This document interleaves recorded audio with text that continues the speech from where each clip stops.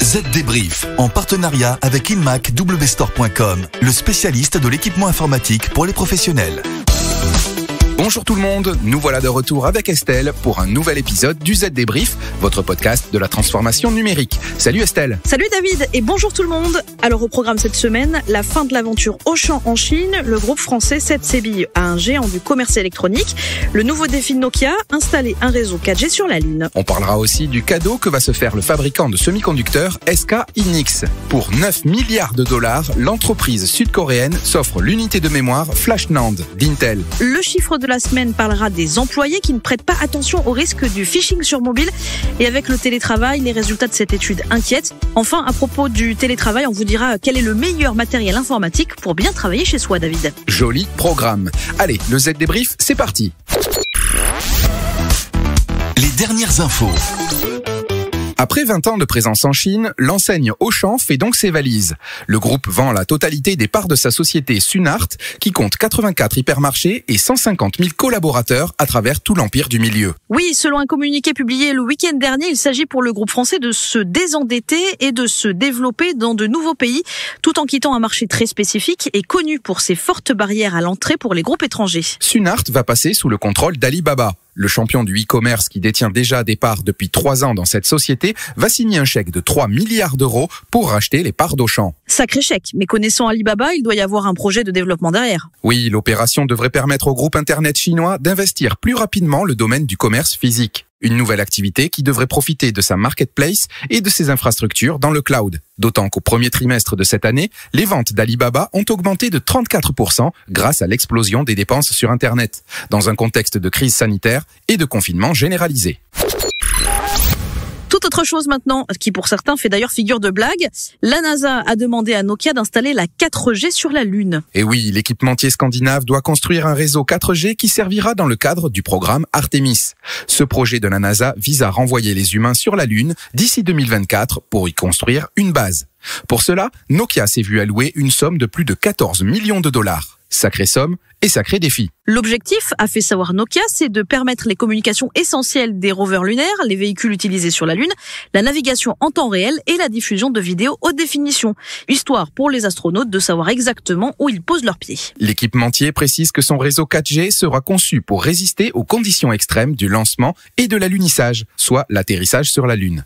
Il sera aussi conçu pour bien évidemment fonctionner dans l'espace. Et Nokia voit encore plus loin, la société estime que cette expérience permettra d'étudier la faisabilité de l'installation d'un réseau analogue sur Mars, alors qu'une expédition sur la planète rouge est prévue pour la prochaine décennie. Allez, maintenant, on parle de la belle opération, celle du rachat par SK Hynix des activités d'Intel dans le domaine des mémoires et du stockage flash NAND.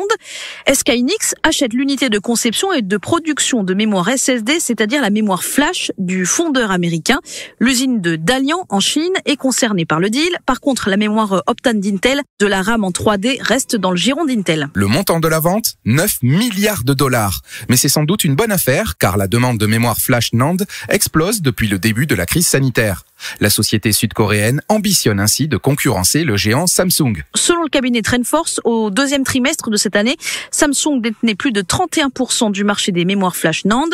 SK Hynix était classé 4e avec une part de 11,7% et Intel 6e avec 11,5%. 11,7 plus 11,5 égale 23,2%. Ça commence à faire, même si Samsung est encore loin devant. Comme la plupart des designers d'espace, je construis mes projets sur des applications métiers très énergivores, comme Autodesk Maya. J'ai choisi de m'équiper de la nouvelle station de travail mobile HP ZBook Create. La raison ? Pour se projeter, mes clients ont besoin d'une immersion 3D de très haute qualité. La station HP ZBook Create intègre un processeur Intel Core i7 de 10e génération et une carte Nvidia GeForce taillée pour la 3D. Retrouvez le HP ZBook Create sur InmacWstore.com, le spécialiste de l'équipement HP pour les PME.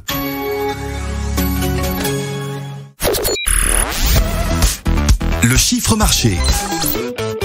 Et le chiffre, c'est 2 pour 2 employés sur 5 qui ne prêtent pas attention au risque du phishing mobile, selon une nouvelle étude. Oui, et cette étude montre aussi que ce type d'escroquerie qui vise les employés des entreprises est encore plus difficile à détecter quand on est en télétravail, David. Les nouveaux adeptes du télétravail n'ont pas réalisé les dangers qu'ils courent et font courir à leur entreprise en étant connectés à distance. 43% des employés interrogés ignorent ce qu'est une attaque de phishing. Et ça, les pirates le savent et n'ont pas fini de s'en donner à cœur joie. Surtout que l'étude montre que beaucoup de télétravailleurs voient la mise en place de protocoles de sécurité informatique comme un obstacle à la productivité ou même comme une intrusion dans la vie privée des collaborateurs, alors que d'autres, particulièrement ceux qui travaillent dans des secteurs sensibles comme les cliniques et les hôpitaux, ont bien conscience de la nécessité de sécuriser les appareils. Ça peut toujours être utile.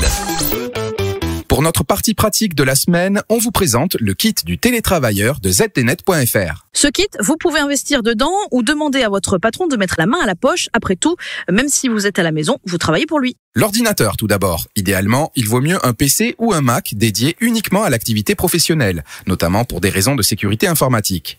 Privilégiez un ordinateur portable pour bénéficier d'un maximum de flexibilité et question budget, au moins 500 à 600 € pour un PC, pour un Mac au-delà de 1000 €. Quel système d'exploitation ? Eh bien, je dirais Windows pour des raisons de compatibilité applicative, mais pour certains métiers, Mac est plus adapté comme les graphistes ou Linux, voire le dual boot Linux plus Windows pour les développeurs. Pour un second écran, sa taille peut osciller entre 21 et 27 pouces en fonction de l'espace disponible et de vos besoins professionnels. Prévoyez une enveloppe d'au moins 100 à 200 € selon les spécifications. Maintenant, souris et clavier, ce n'est pas une grosse dépense, mais c'est important pour la santé de vos mains, bras, épaules et dos. Souvent, les kits comprenant les 2 accessoires sont en vente pour moins de 20 €, mais prévoyez 40 à 50 € pour être rassuré sur la qualité. Les plus exigeants pourront payer 100 € pour une souris performante et ergonomique. À ne pas oublier, la webcam et le casque audio à micro intégré.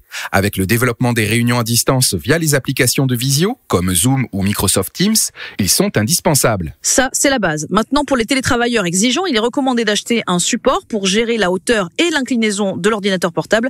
C'est une vraie source de confort. Comptez au minimum 20 à 30 €. L'imprimante, rien de nouveau. AG d'encre ou laser, elle peut être nécessaire pour certains métiers ou par confort de lecture. Et pour le fauteuil, une seule adresse, zdnet.fr. On vous propose une sélection de sièges et des conseils pratiques pour bien choisir. Enfin, derniers accessoires, un hub qui vous permettra de brancher ces différents appareils en toute simplicité, prix de 15 à 20 €, et puis un disque dur externe ou un NAS pour les plus experts afin de réaliser des sauvegardes. Les pannes informatiques ne sont pas un mythe et là, ça devrait vous coûter de 200 à 300 €. Voilà, vous savez tout des dernières infos. On se retrouve du coup la semaine prochaine pour un nouvel épisode du Z Débrief. N'oubliez pas, si vous aimez ce podcast, faites-le savoir et laissez-nous un commentaire sur votre application préférée comme Apple Podcast ou Podcast Addict. Vous pouvez aussi nous faire des retours directement sur le site zdnet.fr. À la semaine prochaine. Bye bye.